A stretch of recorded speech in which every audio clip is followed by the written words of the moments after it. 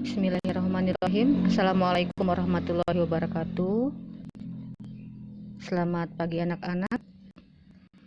Hari ini adalah hari pertama pertemuan kita di pelajaran komputer akuntansi. Yang mengajar adalah saya sendiri, yaitu Ibu Dewi Sahara. Komputer akuntansi ini ada banyak ragamnya, ada ratusan, ya.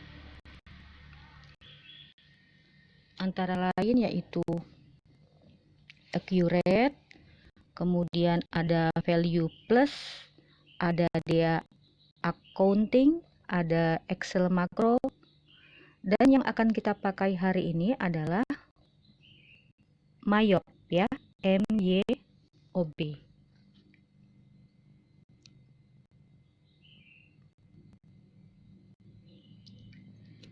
Apa itu komputer akuntansi? Komputer akuntansi adalah aplikasi yang kita pakai atau kita gunakan untuk mengerjakan siklus akuntansi sampai dengan menghasilkan laporan keuangan. Dari mana kita memulainya mengerjakan? Dimulai dari bukti-bukti transaksi sampai dengan laporan keuangan. Kemudian yang selanjutnya, seperti yang Ibu bilang tadi, bahwa yang akan kita gunakan selama proses pembelajaran ini adalah komputer akuntansi MYOB. Ibu perkenalkan dulu apakah itu MYOB. MYOB terdiri dari M, Y, O, B. Singkatan dari apa? Singkatan dari Mind, Your,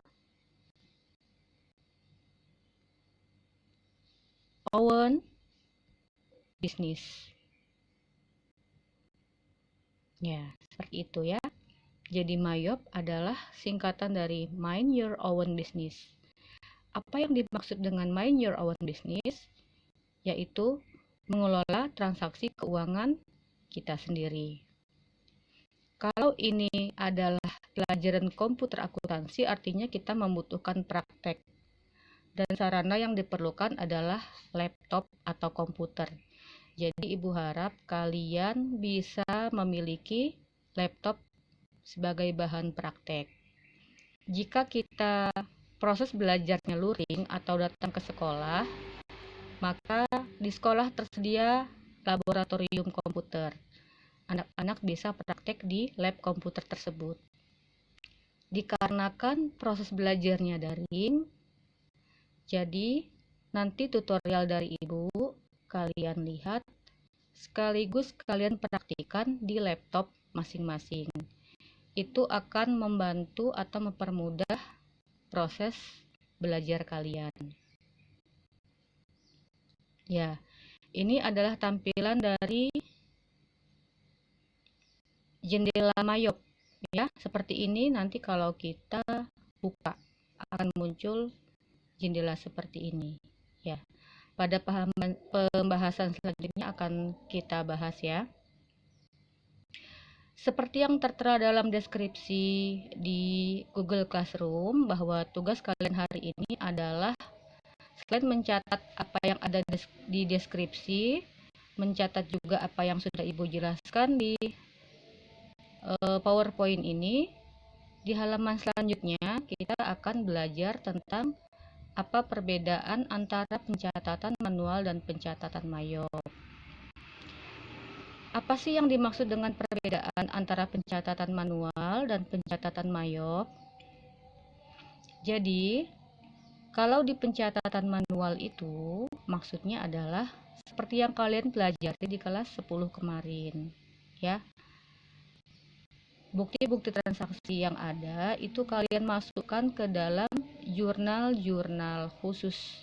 Ada berapa kemarin? Ya, ada jurnal penjualan, ada jurnal penerimaan kas, ada jurnal pengeluaran kas, dan lain-lain itu. Nah, itu diinput ke pencatatan manual. Sedangkan kalau di komputer akuntansi, apa-apa yang kalian input di pencatatan manual tadi, kalian input di dalam apa? Nah, di dalam form-form yang digunakan atau yang ada di dalam aplikasi Mayop yang sudah tersedia. Kalian tinggal masukin aja tanggal berapa, nomor fakturnya berapa, siapa pembelinya, berapa nominalnya, dan lain-lain. Tugas kalian hari ini yang selanjutnya adalah mencatat perbedaan antara pencatatan manual dan pencatatan Mayop. Ya, akan Ibu jelaskan satu persatu. Yang pertama yaitu transaksi keuangan penerimaan kas. Ya, pelan-pelan dipahami dari penjelasan Ibu. Transaksi keuangan yang pertama adalah penerimaan kas.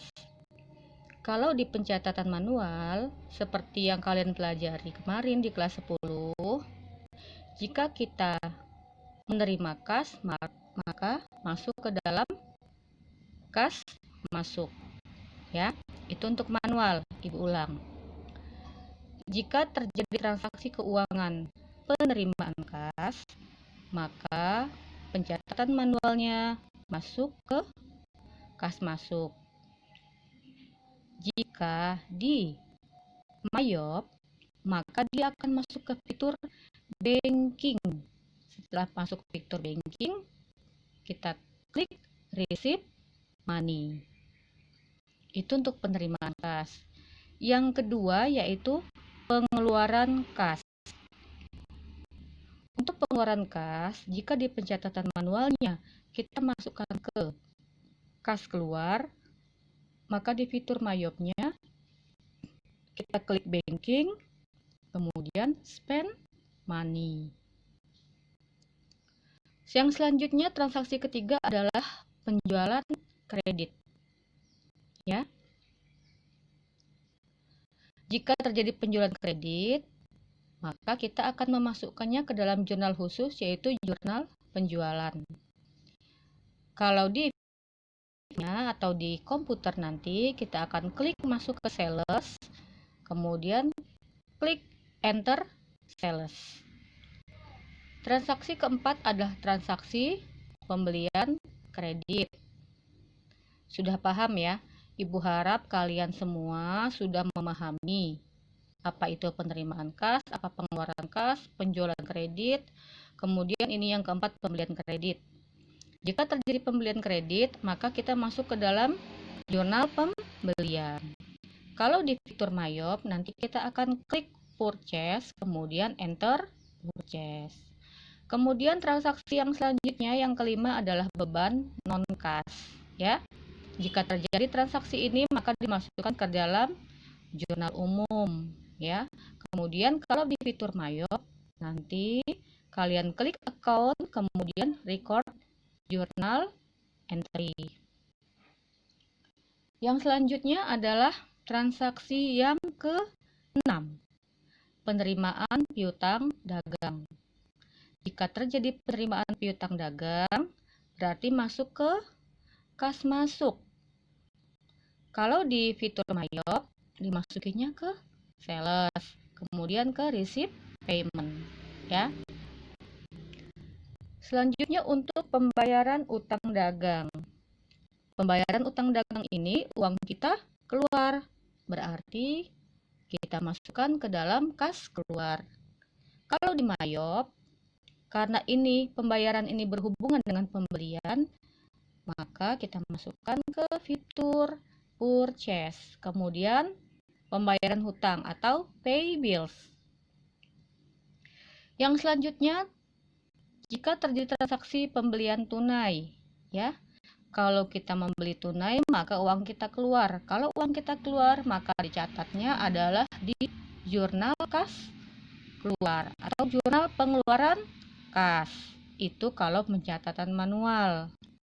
Kalau di fitur Mayop, maka masuk ke fitur banking. Bisa juga masuk ke fitur purchase, ya.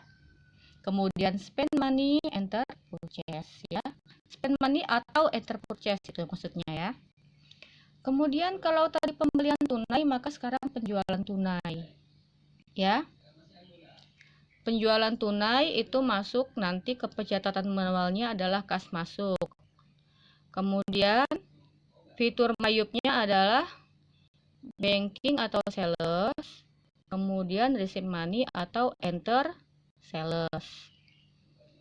Ibu harap kalian pelajari ulang pelajaran di kelas 10 tentang dasar-dasar akuntansi, tentang menginput ke jurnal-jurnal khusus ini, ya.